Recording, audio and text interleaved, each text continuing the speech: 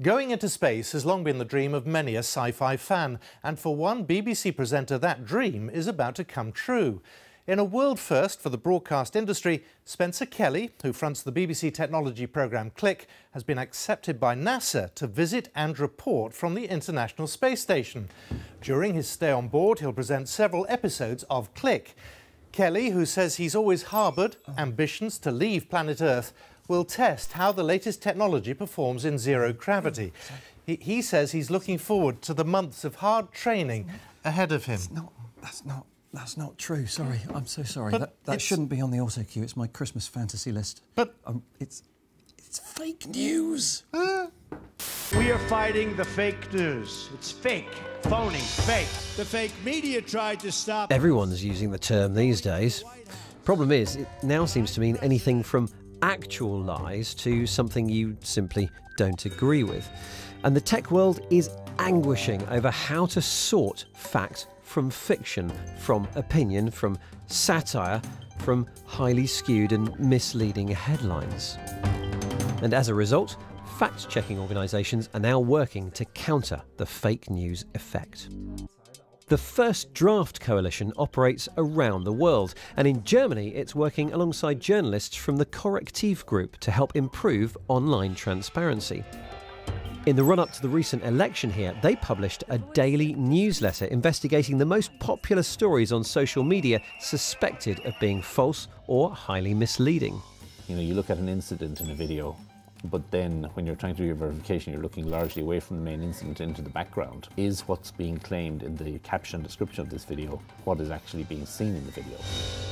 One which showed a couple of, maybe not a traditionally Northern Europeans, a couple of dark-skinned guys waving their passports, and this was claimed to be kind of smug immigrants trampling all over German people's feelings. The tweet said they were like insulting the local Germans and provoking them.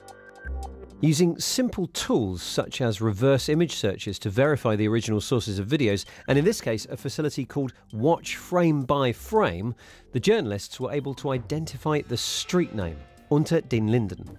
The thing that helped me is there is a police officer walking through the video, back here.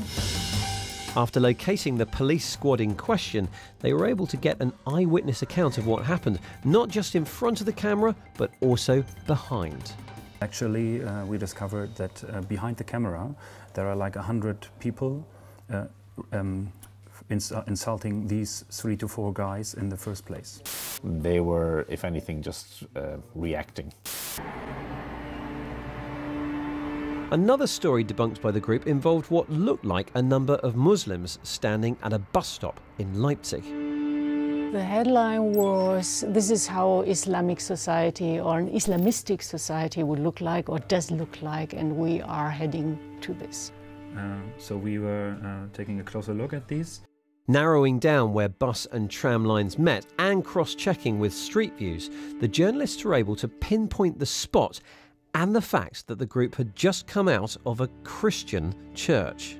They confirmed that they work with refugees and that they even know the guys in the video, and they were just coming back from a baptism, and we're trying to celebrate the baptism, and we're just heading for lunch. So this was really, really misleading information and trying to manipulate people and to make them worried about, are we overruled by other cultures? The problem is that anything can look believable when it's published online.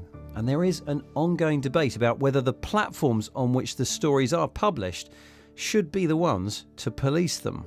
Making sure that quality content and quality journalism is on top is a big mission. So that's why we work very closely with fact-checking organizations and media organizations around the world. Just a couple of months ago, we changed our ads policy around misleading news websites. Whoever ends up fighting the rising tide of fake news, one thing's for certain, ultimately we're going to need an automated fact-checking system. Back in the UK, a stone's throw from Westminster lies Full Fact. Now, this is an organisation that first came to the public attention around the time of the EU referendum. These guys have some pretty interesting fact-checking tools. In this session of Prime Minister's Questions, the group is verifying claims using a mixture of manual and automated fact-checking.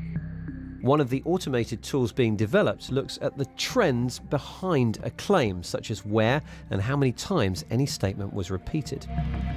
Another tool, called Live, will take text from TV subtitles and check it off in real time against reliable databases, such as the Office of National Statistics.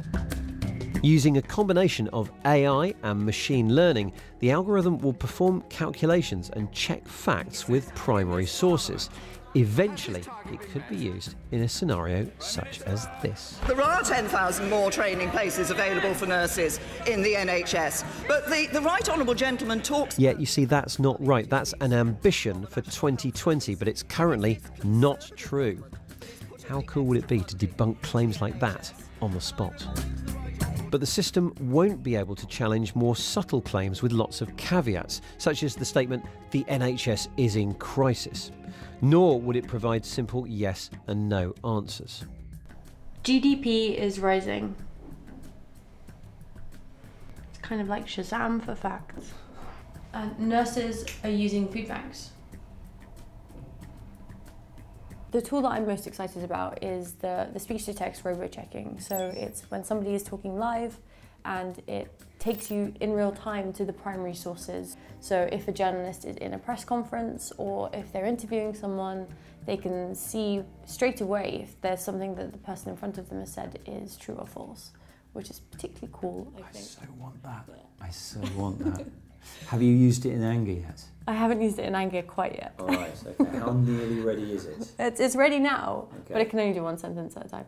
Do you think public figures will have to change the way they behave? There's no debate that can really happen without eventually hitting on numbers. And the point at which you hit numbers, it's important that they're correct and not being manipulated. I think that's the place that we're starting from and the world that we want to create.